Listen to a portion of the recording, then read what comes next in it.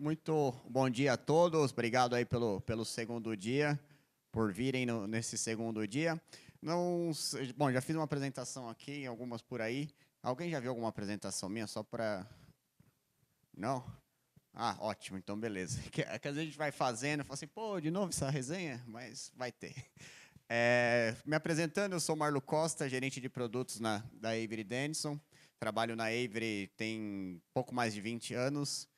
Embora tenha essa carinha de jovem, eu entrei lá com 16 anos, como jovem aprendiz, de fato. Fiz minha carreira toda lá, eu tinha um cabelo gigantesco, e é de verdade, hoje estamos assim. Mas os anos vão passando, e a experiência vai vindo, e, enfim, a gente vai compartilhando um pouco do que a gente aprendeu nesse tempo. Aqui, representando a Avery, também tem o Rodrigo Telau, que é da área comercial, ele é gerente aqui da região sul. O Celso, que é o nosso consultor. O Celso tem muitos anos de experiência e nos apoia com todas as iniciativas que temos aí com relação à sinalização viária.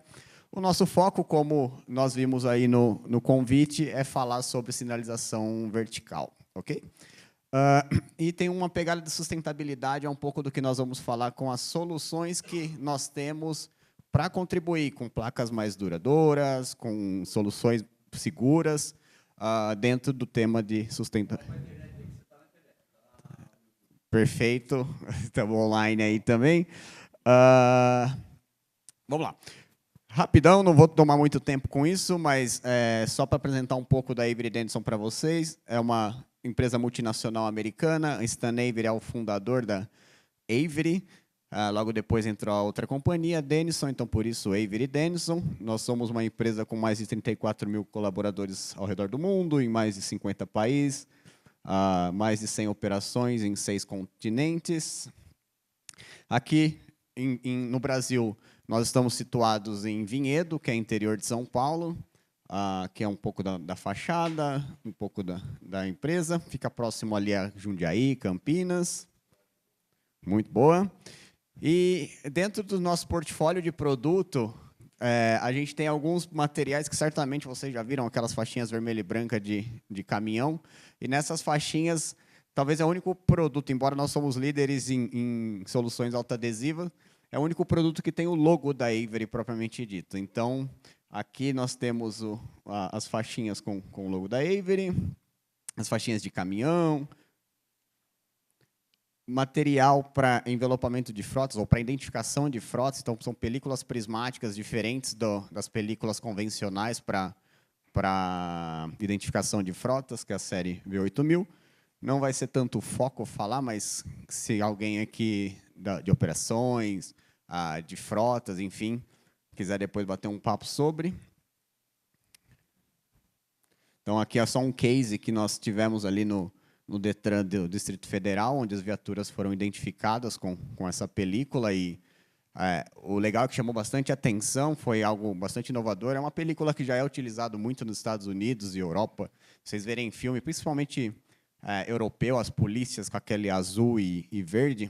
Então, é uma película prismática de uma identificação bastante longa, de longa distância. As taxas ontem foram comentadas sobre taxa, o Rafa falou um pouco.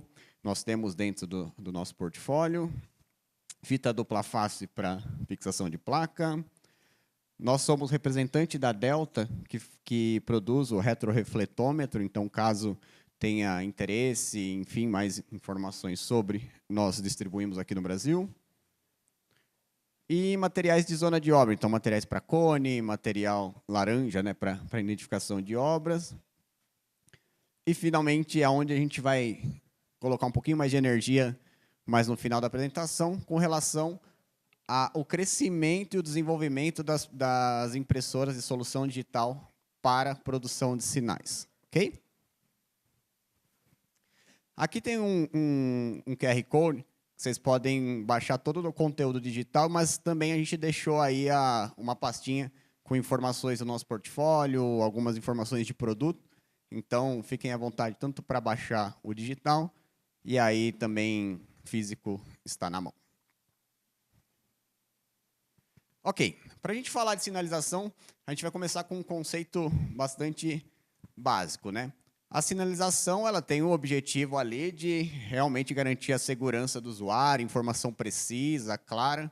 Então, quando nós estamos trafegando, estamos numa rodovia, a gente quer ter essa informação. Eu não sou daqui, aluguei um carro, peguei a estrada, fui até outros lugares, e o que eu gostaria, e felizmente vi até, é uma sinalização, vira para cá, vira para lá, onde que é o retorno, onde que é o quê, a saída, enfim.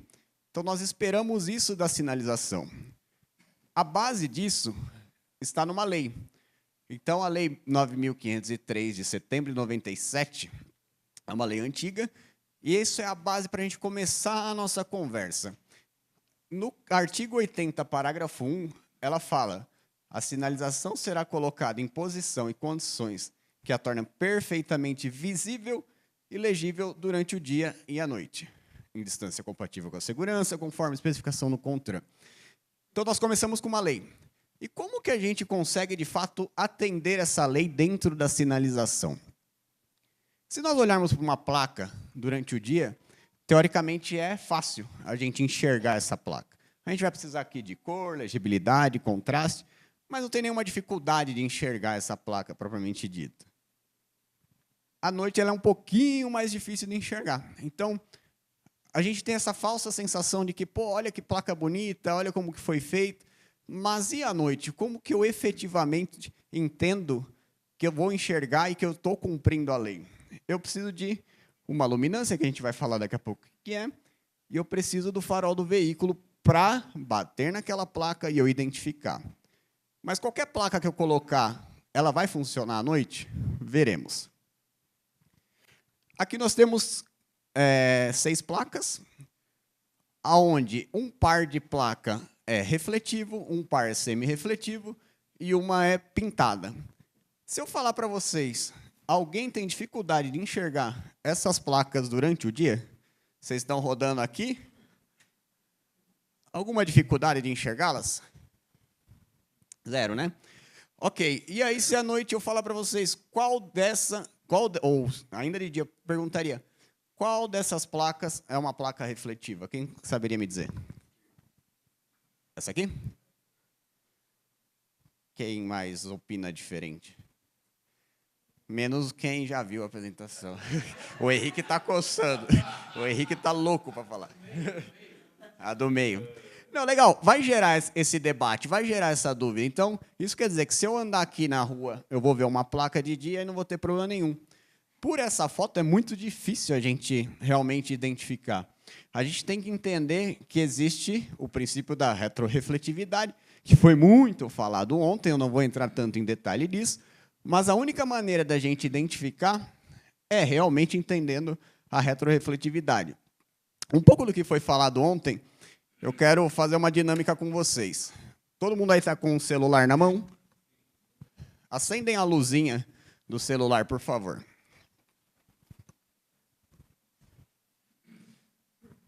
Antes de acender a luzinha do celular, olhem para essa plaquinha aqui.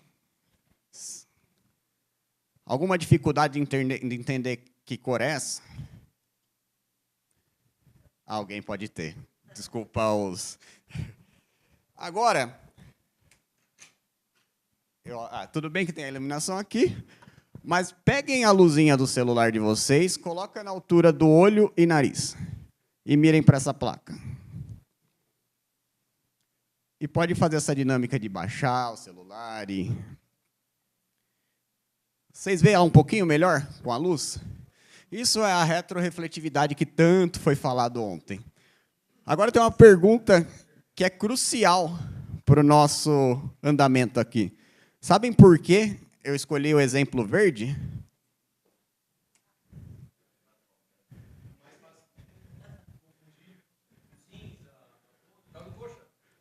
Por causa do Palmeiras, só por causa disso. Pode ser o coxa. Depende da região, né? Mas como eu sou palmeirense, foi só por causa disso. Não tem nada demais, não. Quer dizer, tem muito demais.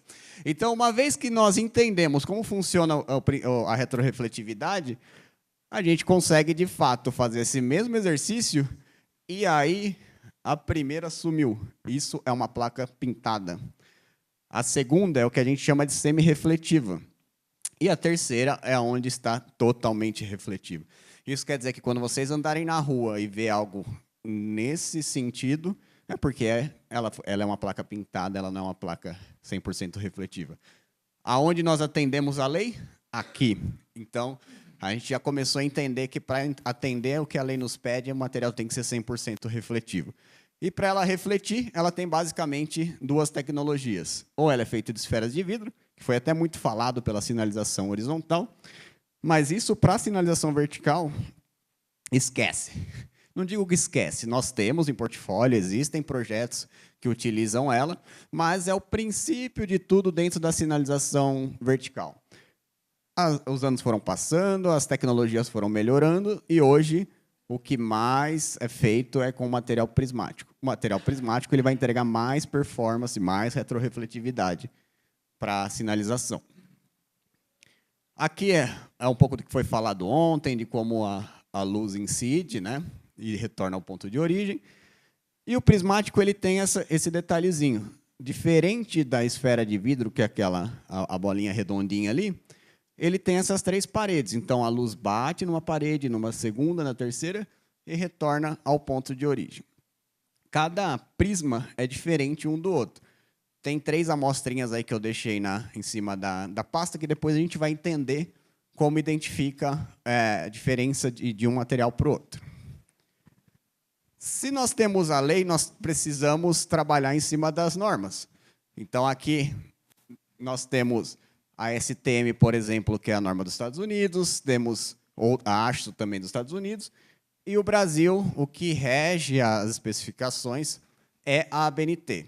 No caso de película, 14644. A 14644 ela vai falar de películas propriamente dita. E se nós olharmos a norma, o escopo dela na última atualização, ela inclui a aceitação de películas utilizadas na sinalização, bem como sinais impressos. O que são sinais impressos? São uma maneira de nós convertermos para ter a placa propriamente dita.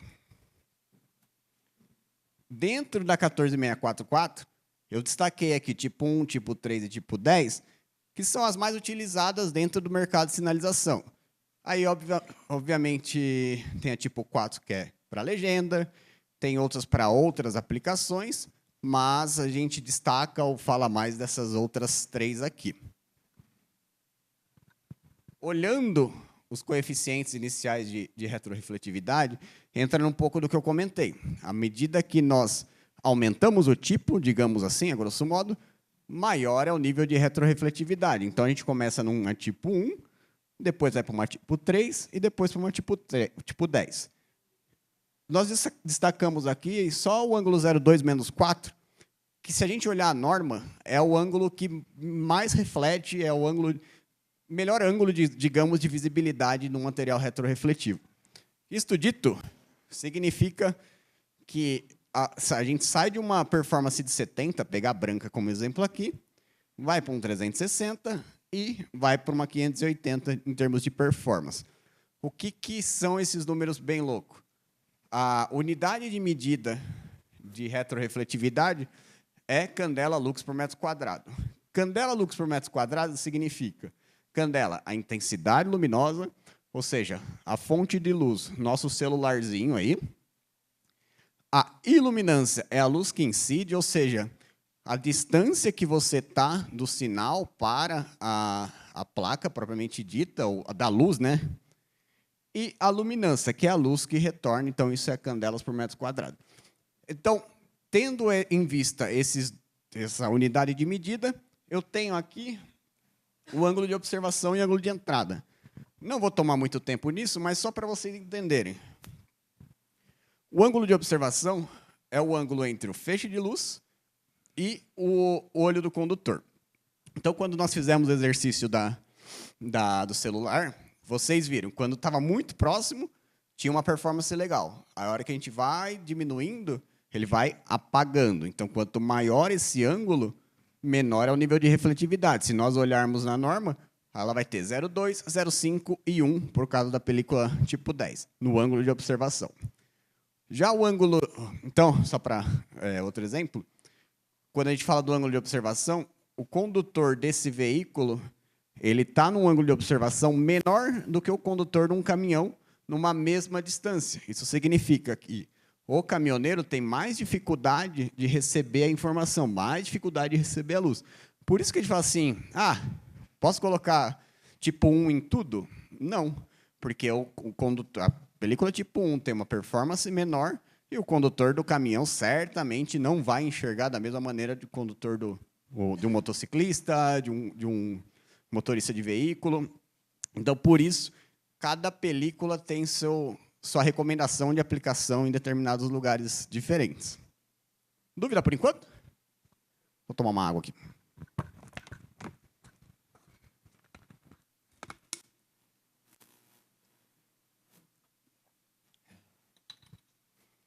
Show. Então, ângulo de observação. Quando eu falei ali que quanto mais próximo, 0,2, ele significa que ele está com uma intensidade maior, então é onde tem a melhor performance de refletividade. 0,5 um pouco menos e 1 quase nada. Então, por isso que no ângulo de 1 grau, se nós olharmos a norma, na tipo 10 ela tem o ângulo de 1 grau, a tipo 1 já não tem. Isso significa que se você coloca uma placa aérea com material tipo 1, ninguém vai ver aquela placa. Ou muito menos os condutores de ônibus e caminhão, pela distância que tem entre a luz e o olho do condutor. Já o ângulo de entrada, ele tem mais a ver com a linha, ou com a entrada do farol até a placa. Então, forma-se uma instalação de uma placa aqui, numa distância de aproximadamente 125 metros, ele estaria nesse ângulo aí de menos 4. Então, a grosso modo, quando um carro convencional está numa rodovia, na faixa da direita, a placa está aqui, ela está nessa posição de menos 4, quando ele está numa distância de 125 metros. Alguém sabe me dizer por que menos 4?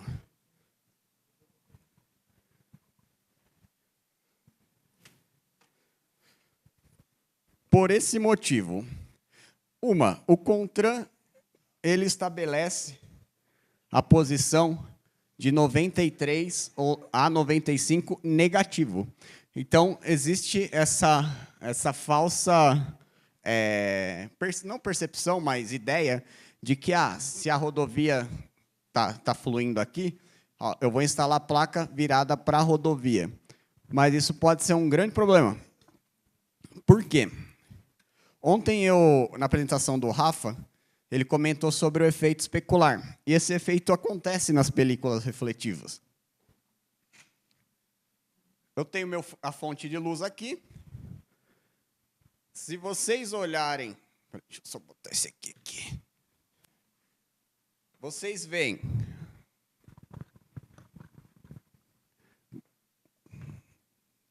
uma luz verde, que é a retrorefletividade do material, certo? Então, a lanterna está com o entorno verde. Se eu tiro a lanterna, ele vai perder essa retrorefletividade. À medida que eu vou avançando, a lanterninha vai ficando verde, vai ficando verde, vai ficando verde. Beleza, retrorefletividade. Por que menos 4? Percebem que, além da luz verde, tem uma luz branca, ó, que eu estou movimentando para lá ou para cá. Isso é o que a gente chama de efeito especular. Então, se nós instalarmos a placa voltada à rodovia, esse efeito especular está lá. Percebe que a lanterna continua verde. E esse efeito especular vai para onde? Para o olho do condutor. Então, já fiz algumas apresentações e, em alguns casos, já falo assim, colocaram uma placa lá perto de casa que, nossa, está refletindo demais, está ruim demais. Cara, não é que a placa está refletindo demais, ela está mal posicionada. Ela está com efeito especular para o olho do condutor. Qual que é a solução? Vira para o outro lado. Coloca conforme o CONTRAN fala, 93 a 95 e menos 4 para eu jogar esse efeito especular lá para o outro lado. Estamos claros? Dúvida? O mesmo acontece com a placa aérea.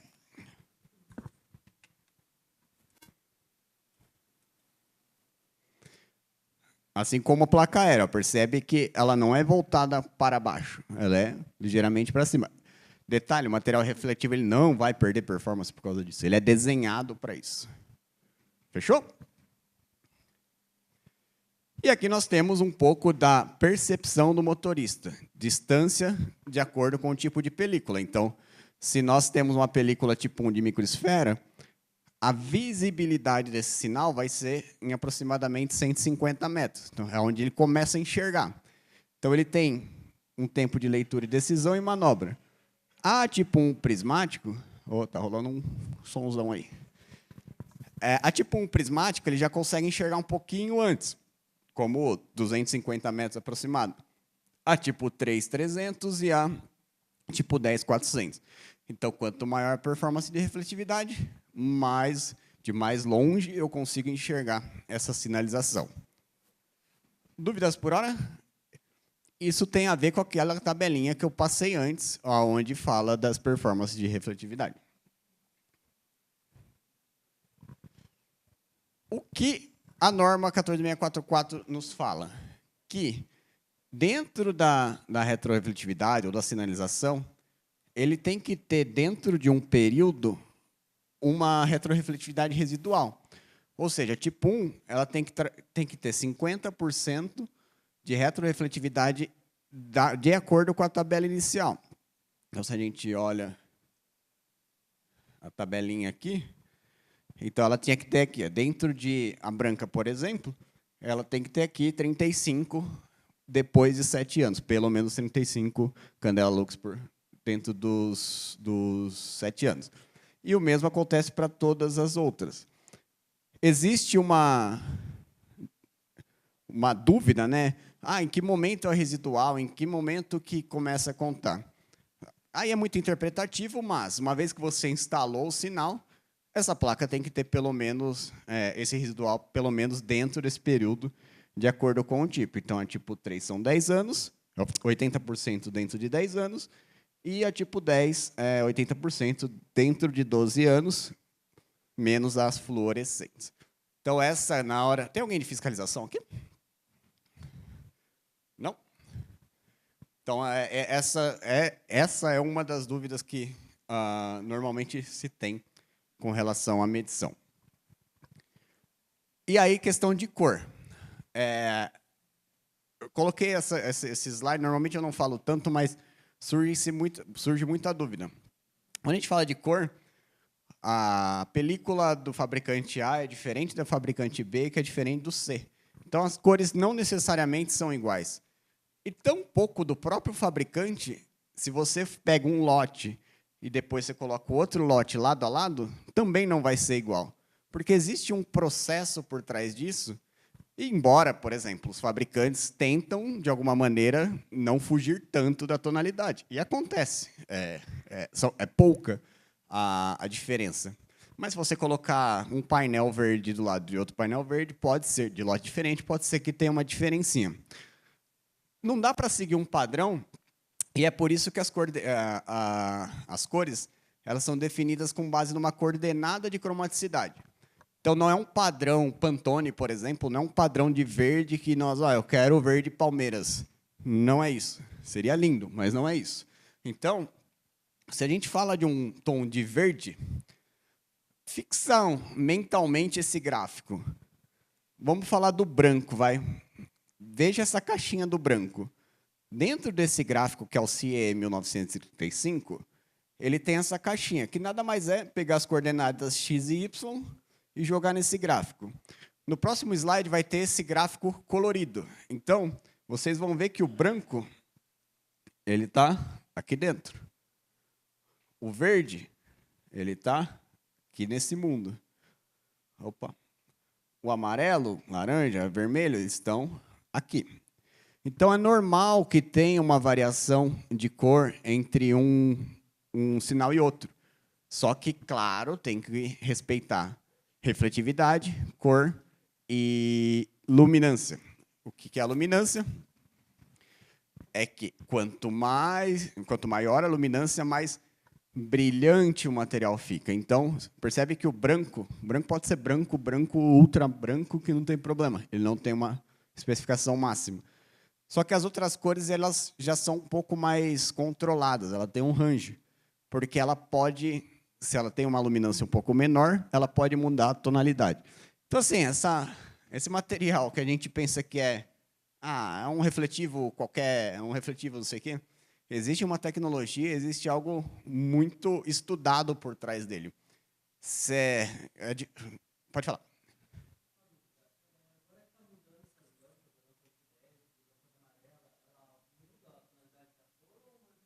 Não, ela não vai mudar a tonalidade, mas ela pode mudar um pouco a performance ou a percepção do condutor. Um pouco naquela, quando eu falei de como a unidade de medida, só voltar um pouquinho aqui. Ó. Então, por exemplo, essa intensidade pode mudar de um farol, de uma luz para outra. Então, isso você pode ter uma visão um pouquinho maior. Por exemplo, se a placa está refletindo 500, ela continua refletindo 500 para o meu farol, para o seu farol, a refletividade vai ser a mesma. O que pega é que essa luz que vai voltar, dependendo dessa intensidade que saiu, vai ser maior ou menor. E aí você vai ter mais ou menos brilho, a grosso modo falando.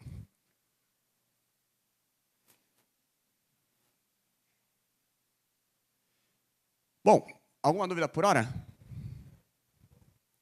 Que aí agora a gente vai, como eu falei de película, falei tipo 1, tipo 3, tipo 10, esse momento é onde a gente vai entender ou vai conseguir diferenciar o que é uma película tipo 1, tipo 3, tipo 10. Deixei para vocês aí, junto com o material, três amostrinhas de película.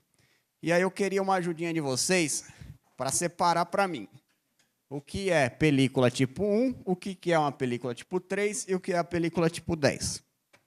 Como vocês vão fazer isso? Não sei. Usem a criatividade, o raciocínio, e quem sabe não fala para o amiguinho. Discutam. Não briguem.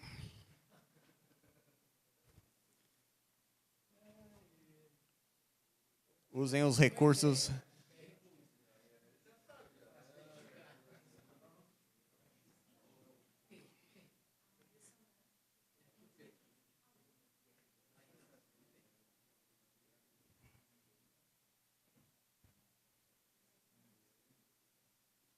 Tudo certo?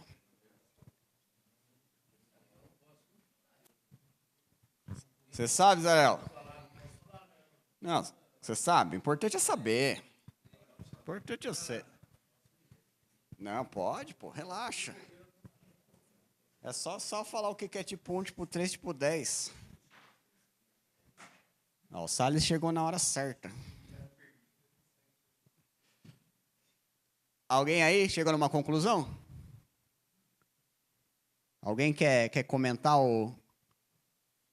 Cara, ligaram um microscópio, velho. Aí foi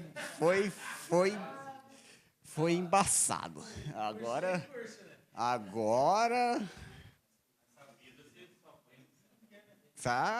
Caramba. Você colocou no chat GTP aí também, né? Identificar qual é...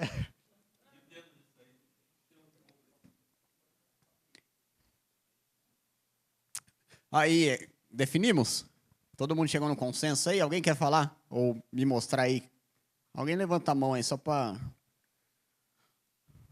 Sem medo de ser feliz. Não, você já sabe, não vale.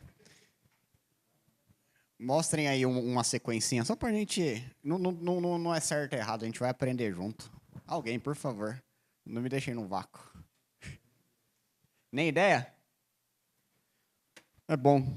Que aí agora a gente vai ter muita ideia. Quando vocês olharem na rodovia, vocês vão saber o que é uma película tipo 1, tipo 3, tipo 10.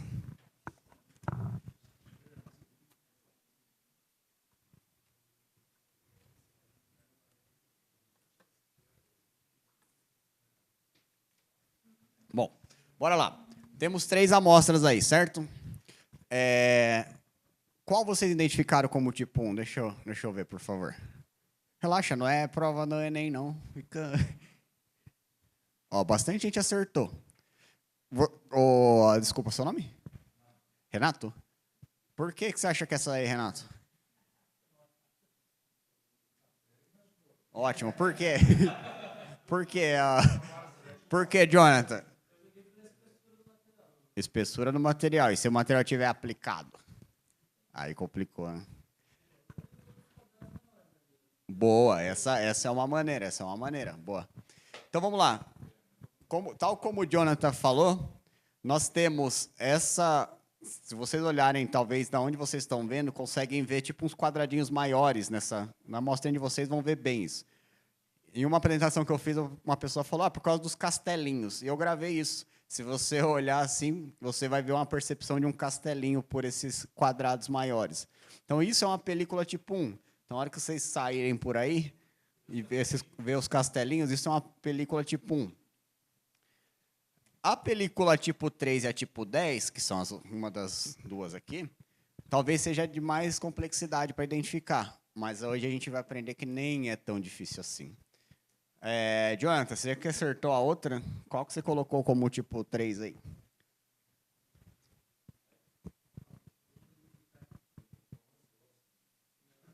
Não, a espessura não vale.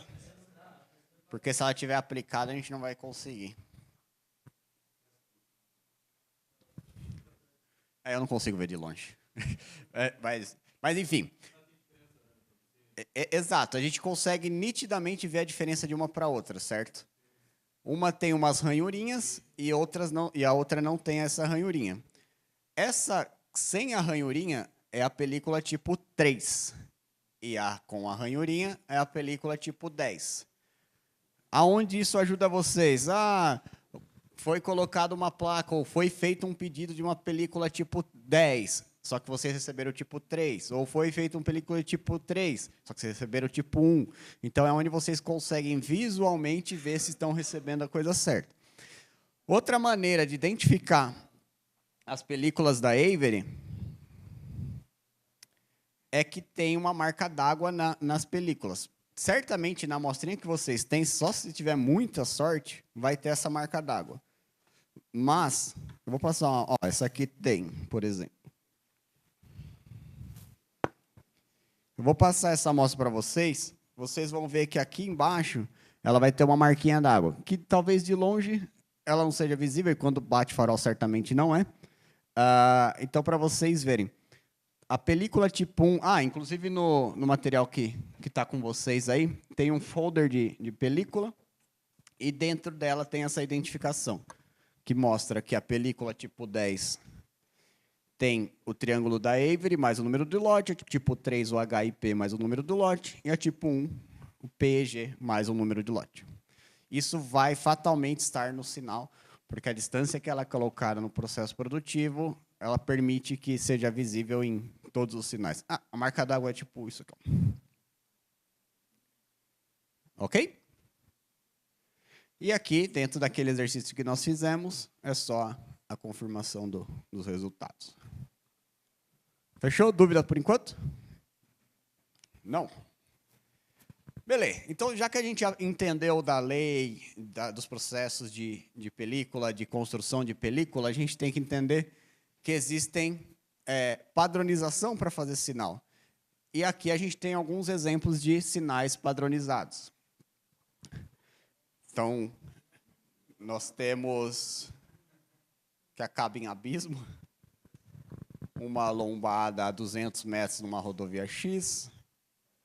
Essa aqui é velha, mas eu acho ela muito boa. A galera entendeu o que está escrito aqui. E aqui era uma placa de treinamento. Então, pessoal, isso de fato choca a gente, né? Porque isso saiu totalmente do padrão, do que nós esperamos como sinalização. Se liga nessa. A gente tem a BR para cá, o Ipiauí para lá, o hospital para cá, o estádio municipal para lá e a Aurélio Coelho Lima. E a maneira que a galera está fazendo essa instalação. O técnico de segurança chega da chilique aqui.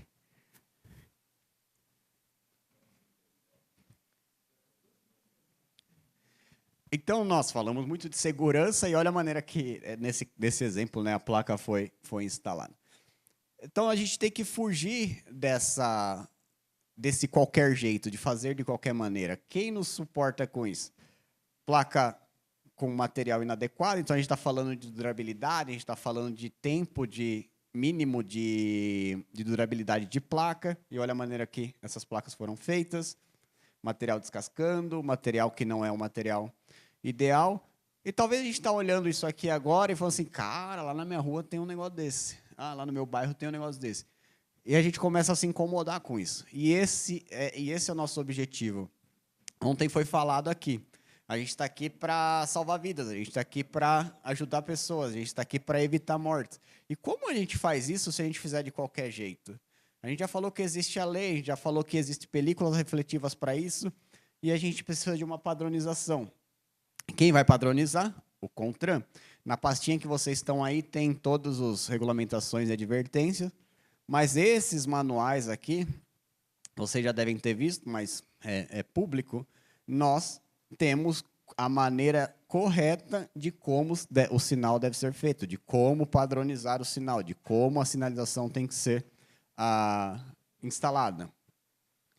Posicionamento, como eu já comentei. E a 14891 é a norma que vai falar.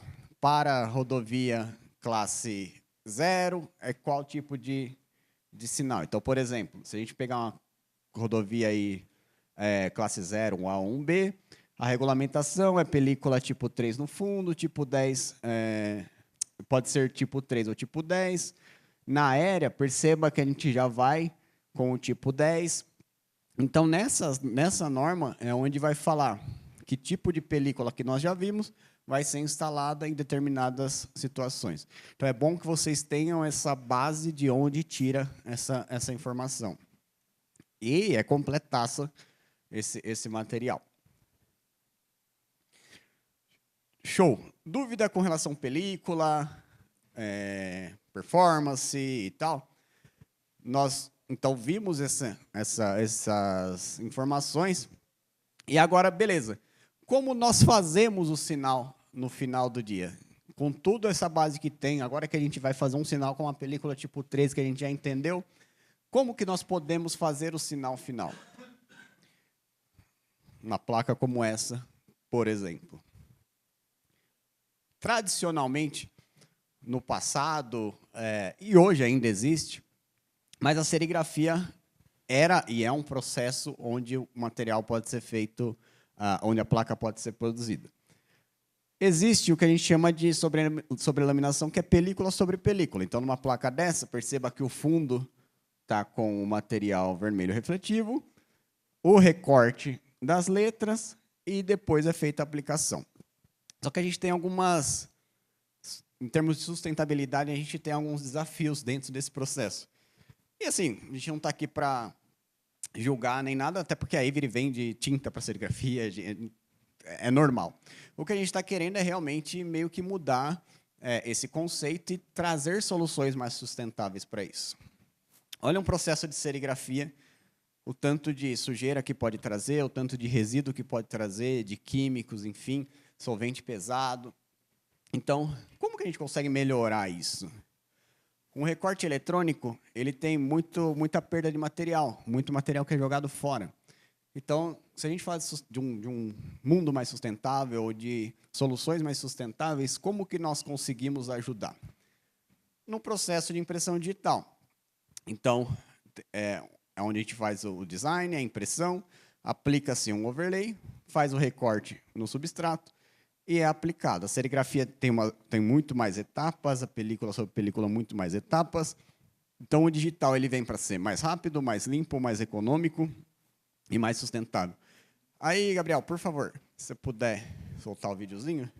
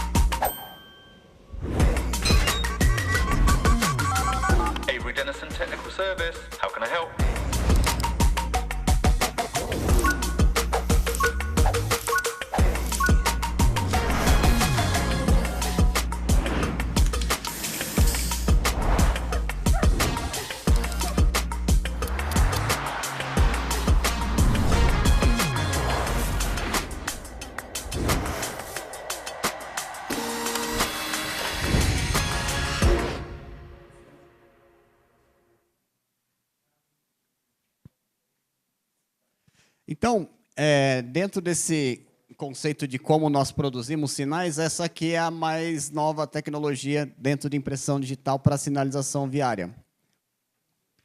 De como ela é constituída.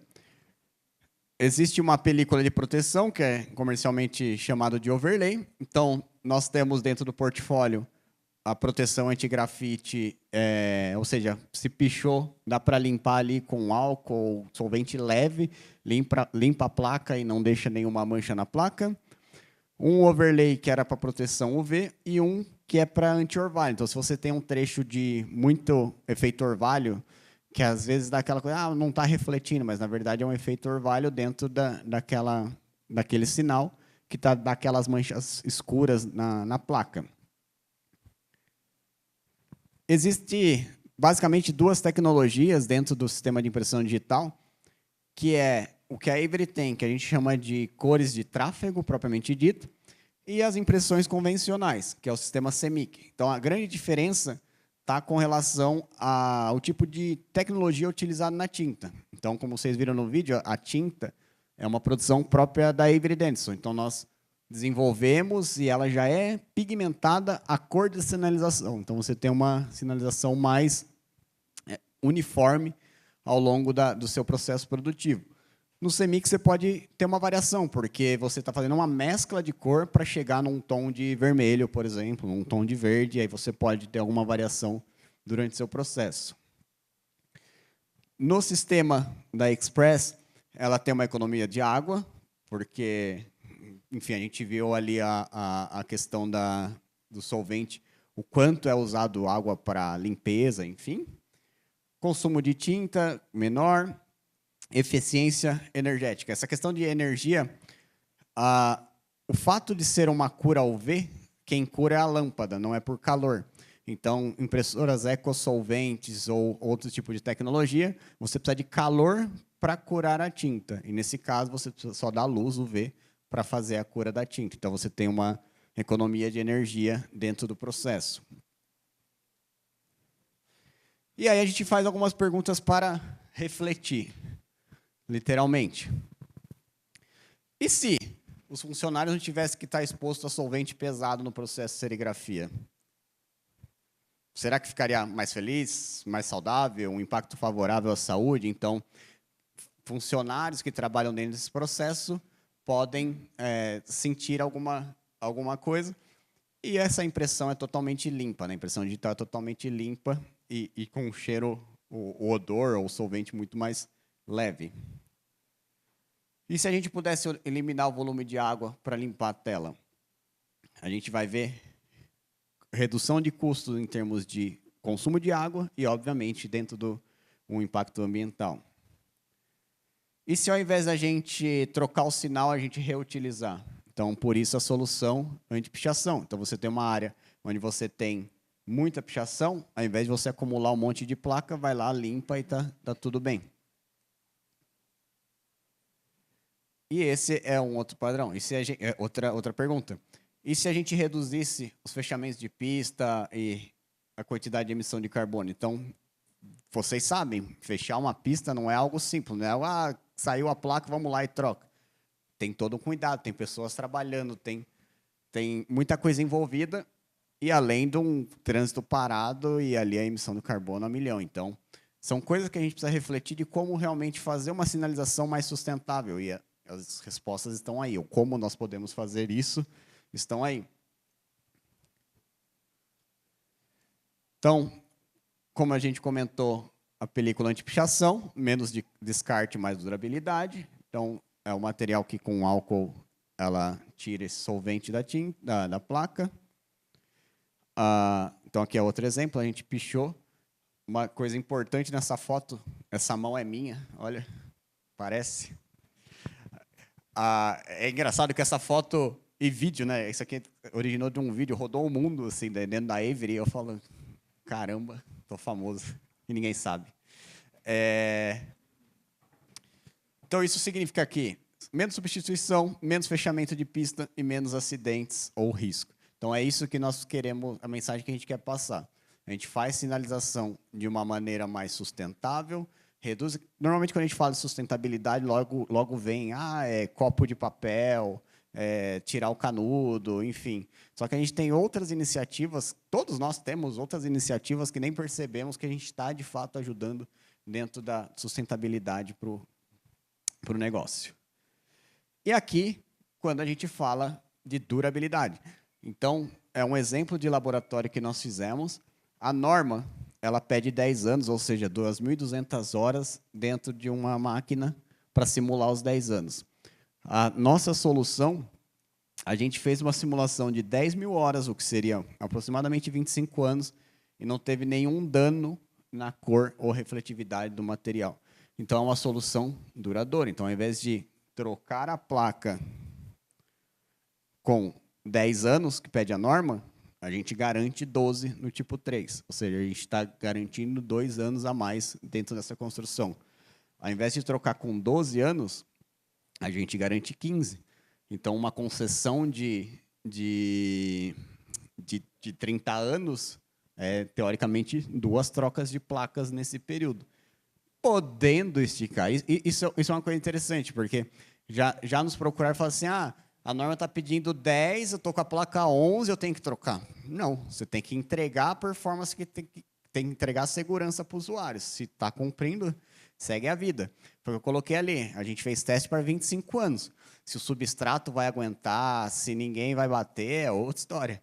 Mas são materiais, de fato, duradouros. E já meio que finalizando, nós temos que realmente entender essa questão da especificação técnica. Então, tudo que eu falei aqui de ABNT, de CONTRAN, de sistemas de como faz a sinalização, é importante que, quando vocês recebem um material, vocês tenham, de fato, um fabricante qualificado. Qual é o risco do desconhecimento? É vocês receberem uma placa assim hoje e amanhã ela estar assim. Então, que linda, uma placa refletiva, uma placa que eu pedi e tal, mas com o passar do tempo, essa placa desbotar porque ela não está sendo feita da maneira correta em termos produtivos e tampouco respeitando o que a norma nos pede. Perfeito? Então, era isso que eu tinha para passar para vocês. Se vocês lerem aqui, é meu contato. Fiquem à vontade. Alguém tem alguma dúvida por hora? Pois não?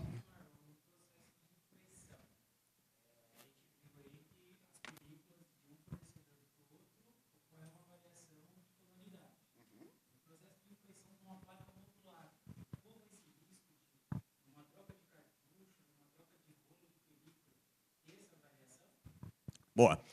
Bom, quando a gente fala de impressão digital, se você está numa placa modulada, o que todo fabricante recomenda use o mesmo lote. Não faça uma placa modulada, por exemplo, 3 módulos com o lote 1, lote 2 e o lote 1. Fatalmente vai ter essa diferença. Então, em caso de uma troca de placa, se você for trocar só um módulo, sim, você vai ter essa diferença de tonalidade. Aí você falou de troca de cartucho. Como eu comentei aqui, para o caso da tecnologia da Avery, o nosso cartucho a gente chama de cor de sinalização. Então, não vai ter grande variação. Mas, se você fizer modulada, sim, você vai ver uma diferença de uma e outra. Alguma outra dúvida?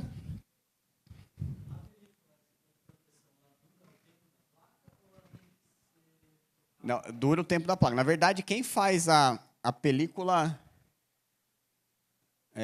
base resistir são esses caras aqui. Então, esse é uma pergunta interessante.